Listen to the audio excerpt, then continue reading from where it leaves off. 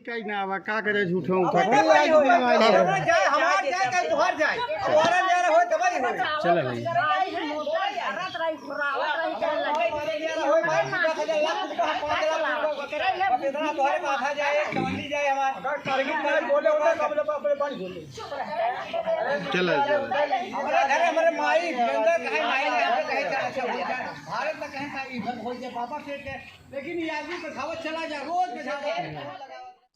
नमस्कार, मैं कपिल देव। आप देख रहे हैं आपका अपना चैनल दहाड़ न्यूज। जौनपुर सच दिखाने की हिम्मत। समस्या आपके, कैमरा हमारा।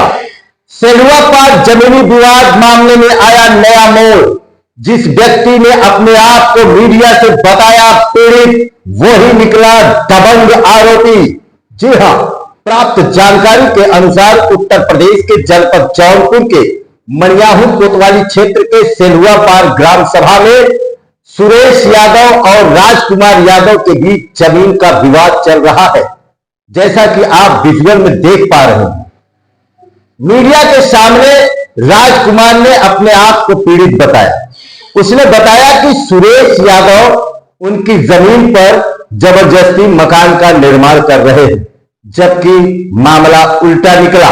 जैसा कि आप विजुअल में देख पा रहे हैं, यह प्रथम पक्ष सुरेश यादव का पुश्तैनी जमीन है, जो कि विगत 3 पीढ़ियों से यहां पर कच्चा मकान था और वहां पर रह रहे थे। जबकि आप देख पा रहे हैं कि वहां पर लैट्रिन बाथरूम सब कुछ बना हुआ है। उसी मकान को, कच्चे मकान को गिराकर बनाया जा रहा है। बगल में सीसी रोड है और नाली है। नाली के बाद 1.5 फीट छोड़ करके वहां पर सुरेश यादव अपना मकान बनवा रहे हैं।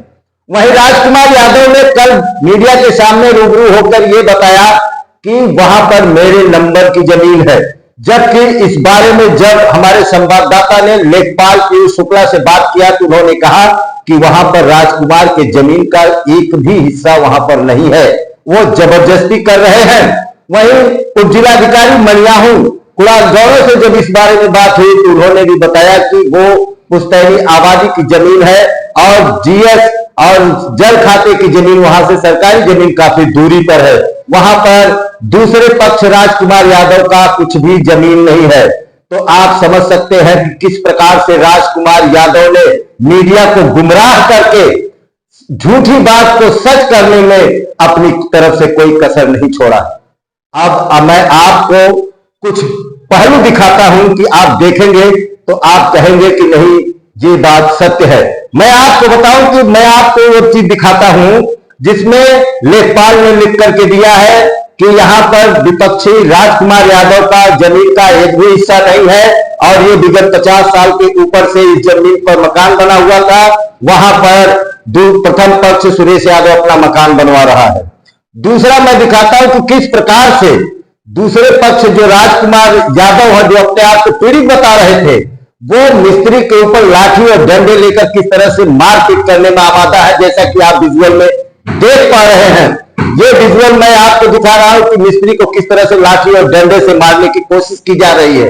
आज जानकारी के अनुसार मैं आपको बता दूं कि आज उप जिलाधिकारी मनियाहू कुणाल गौरव ने दोनों पक्षों को तहसील में बुलवाया था। जब लेखपाल ने दूसरे पक्ष जो कि अपने आप को पीड़ित बता रहा था, जो कि आरोपी में है, दबंग आरोपी है, उससे कहा गया कि उप जिलाधिकारी मनियाहू ने बुलाया है, तो सामने वाले ने साफ साफ कहा कि हम आज नहीं आ सकते, हम डीएम साहब के पास जा रहे हैं। तो कहीं न कहीं उसकी मंशा क्या है, ये सारी चीज आप लोग जान लीजिए। वहीं मैं जब उस ग्राम सभा के ग्राम प्रधान से बातचीत किया तो ग्राम प्रधान ने कहा कि यहां पर ये 3 पीढ़ियों से रहते हैं, इनका आबादी की जमीन में मकान, पूरा गांव के जो है आबादी की जमीन में मकान बना हुआ है, लेकिन आरोपी इस पे उसकी क्या मंशा है मैं नहीं जानता। जबकि मैं आपको शुरू में ही दिखाऊंगा कि किस प्रकार से राजकुमार के घर वाले ये कह रहे हैं कि सुरेश को कि अगर आप अकेले आते तो मैं आपका मकान बनने देता, लेकिन आप अपने भाइयों को लेकर के आए हैं, इसलिए मैं मकान नहीं बनने दूंगा। अगर वो 2 लाख खर्चा करेंगे तो हम 5 लाख खर्चा करेंगे, जो होगा अब वारा न्यारा होगा तभी ये मकान बनेगा।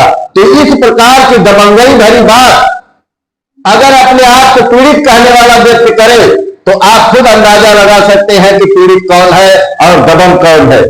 अगर आप हमारे चैनल को सब्सक्राइब किए हैं तो सब्सक्राइब, नहीं किए हैं तो सब्सक्राइब कर लें, ताकि आपके क्षेत्र की छोटी से छोटी और बड़ी से बड़ी खबर आप तक सबसे पहले और सबसे तेज पहुंच सके। आइए मैं सबसे पहले शुरुआता हूं तेरे जो अभी प्रथम पक्ष है सुरेश यादव, जिनका मकान बन रहा है, वो क्या कहते हैं। तत्पश्चात उस ग्राम सभा के ग्राम प्रधान सेलुआ पार के रंजीत यादव इस पूरे मामले पर क्या प्रकाश डालते हैं, सुनिए। सुरेश कुमार यादव। कहाँ घर पड़ता है? सेलुआ पार। क्या मामला है ये जो आपका मकान रुका हुआ है? मामला तो कुछ नहीं था, हमारा पुश्तैनी ये जमीन आबादी जमीन है। हम लोग करीब पैदा तो नहीं हुए थे तब से हमारे दादाजी खपड़े की जो खपड़ैला का यहाँ पे था दलान, उसको गिरवा के वही पे निर्माण हम कर रहे हैं। कौन कौन रोक रहा है?